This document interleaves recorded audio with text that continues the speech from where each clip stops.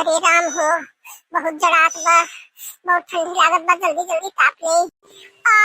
रे दादा, सारी लकड़ियां तो जलाई दे है। अरे राम हो, इतना तो कपाला पड़त बा। तो मैं को ना बिस्तर में से निकल तू ना, हमेशा बिस्तर में पड़ी रहा तू। सब लाभ हो तब निकली हो तो का पता चले ठंडी पड़त बा कि ना पड़त। अब वही ठंडी की शुरुआत है भाई बा।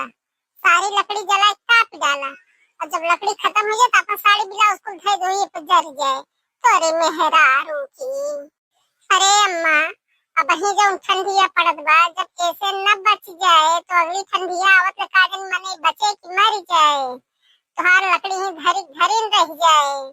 इतना ना जूजू बनी हो जौन। हम का चीज बताओगे, हम का चीज बताओगे, बुताओ ही लगते सारी लकड़ी बुताओ बुताओ और जा सीधे काम कर।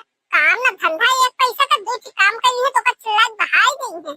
इनके बहुत पाला गिरत बा। कुछ सारी लकड़ी बुताओ और जा काम कर भागने से। अरे जा मोरी अम्मा, हम तापत है वो हम तो का जहर लागत बा, हम जाते अपन ही बुताओ चाहे बाहर जा भाई दे। हम तो घुड़क के चल रहे से कहीं मत देखा होए। जा जा हम चलते सारी लकड़ी बुताई भाई लेवा पर।